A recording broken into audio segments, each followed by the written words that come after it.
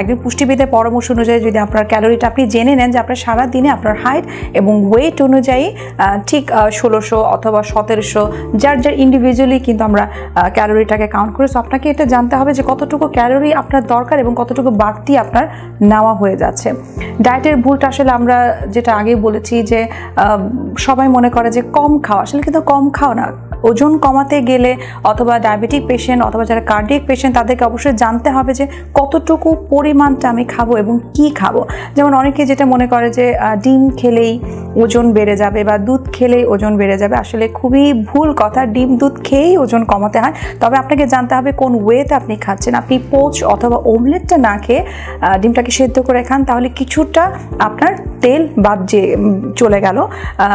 ডিমের যে ফ্যাট, যেটাকে আমরা গুড ফ্যাট বলি, এই গুড ফ্যাটটা আপনার দরকার আছে। কিন্তু ডিমটাকে যদি আপনি তেলে না ভেজে খান তাহলে কিন্তু ব্যাড যে অয়েল সেটাকে আপনি বাদ দিয়ে ফেললেন।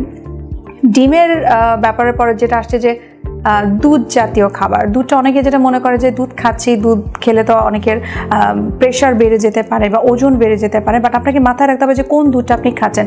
লো ফ্যাট মিল্ক সেটাকে চুজ করতে হবে আপনাকে। ডিমটা অনেকে যেটা মনে করে যে গরুর দুধ খাচ্ছি, বাট গরুর দুধ খেলে কি ওজন বেড়ে যাবে কিনা অথবা ঘন করে খাচ্ছেন কিনা সেটা আপনাকে মাথায় রাখতে হবে। লো ফ্যাট মিল্কটা এখন আসলে বাজারে কিনতেই পাওয়া যায়, অথবা ফ্যাট ফ্রি মিল্ক অথবা বিভিন্ন ব্র্যান্ডের লিকুইড মিল্ক পাওয়া যায়, অথবা গরুর দুধও যদি আপনি খান সেটাকে একটা জাল দিয়ে, খুব বেশি ঘন করার কোনো দরকার নেই। আর ডায়েটের ভুলের মধ্যে আরও কিছু কিছু জিনিস ব্যাপার আছে, যেমন গ্রিন টি। সবাই মনে করে যে গ্রিন টি খাচ্ছি আমার ওজন কমে যাবে, বাট কতবার খেতে হবে সেটা একটু মাথায় রাখতে হবে। সারাদিনে 2 বারের বেশি গ্রিন টি কখনোই খাওয়া উচিত না, কেননা খুব বেশি পরিমাণে খেলে এটা লিভারে প্রবলেম করতে পারে, কিডনির ক্ষেত্রে কিছুটা প্রবলেম সৃষ্টি করতে পারে, এবং খুব বেশি খাওয়ার কারণে দেখা যায় যে একটু উইকনেস চলে আসে, একটু বমি বমি ভাব, বা অনেক সময় বমি হতে পারে, উইকনেস গ্রো করে, একটু ডিজিনেস কাজ করে। সো আপনি যে খাচ্ছেন গ্রিন টি যে খেলে ওজন কমে যাবে তা কিন্তু না, পরিমাণটা আপনাকে জানতে হবে, কতবার আপনি খাচ্ছেন সেটা আপনাকে জানতে হবে। আবার অনেকে মনে করে যে বাদাম খেলে ওজন বেড়ে যায়, আসলে বাদামটাকে কিন্তু আমরা গুড ফ্যাট হিসেবে ধরি, যেটা ওজন কমাতে, বডির যে স্টোরে যে ফ্যাট থাকে সেটাকে কমাতে হেল্প করে এই বাদাম। তবে যারা কার্ডিয়াক পেশেন্ট তাদেরকে আমরা স্পেশালি কিন্তু এখন বলে থাকি যে এভরি ডে 4 to 5 পিসেস বাদাম যাতে থাকে। কাঠবাদাম হলে হয়তো 4 থেকে 5 পিস হতে পারে, যদি চীনা বাদাম হয় 10 থেকে 12 পিস হবে। সো বাদামটাকে আমরা কখনোই ব্যাড ফ্যাট বলি না, এটাকে আমরা গুড ফ্যাট হিসেবে ধরে থাকি।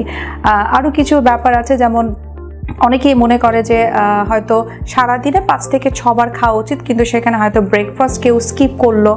এটা কিন্তু করা যাবে না, কারণ ওজন কমাতে গেলে, সুস্থ থাকতে হলে আপনাকে অবশ্যই 6 থেকে 7 বারের মিল টাচ করতে হবে। আপনি কম কম খাবেন, বা সেটা হবে খুব লো ক্যালোরির, খুব হাই প্রোটিন এবং খুব নিউট্রিশিয়াস কোনো খাবার। সো মিল স্কিপ করা যাবে না। অনেকে যেটা মনে করে যে ঠিক আছে আজকে আমার দুপুরে খাওয়া হলো না, কিছুটা হলো ক্যালোরি আমি কম করতে পারলাম, এটা করা যাবে না।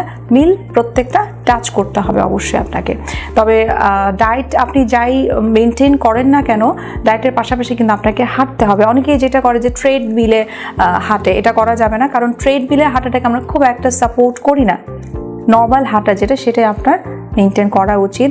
আর এই যে আমরা খাচ্ছি, সবসময় আমরা যেটা বলি যে ব্যালেন্স করে খান, আপনাকে জানতে হবে আপনি কি খাচ্ছেন। মাছ আমি প্রতিদিন খাচ্ছি, অনেকে বলে আমি তো মাছ খাচ্ছি তারপরও কেন আমার প্রোটিনের ডেফিসিয়েন্সি আছে। আমি যদি লেবু না খাই, লেবু অফকোর্স আপনাকে খাবারের তালিকায় অ্যাড করতে হবে। লেবু ছাড়া কিন্তু কখনোই আপনার আয়রন, ভিটামিনস এটা হজম হবে না। সো প্রতিটা বেলায়, বিশেষ করে লাঞ্চ এবং ডিনারে লেবু রাখতে হবে।